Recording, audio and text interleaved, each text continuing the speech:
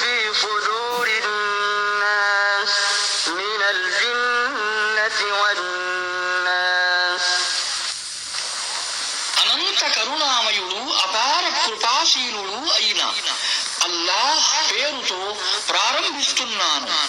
ఇలా అను, నేను మానవుల ప్రభువు, మానవుల చక్రవర్తి, మానవుల ఆరాధ్య దైవం అయిన అల్లాహ్ శరణు వేడుకుంటున్నాను.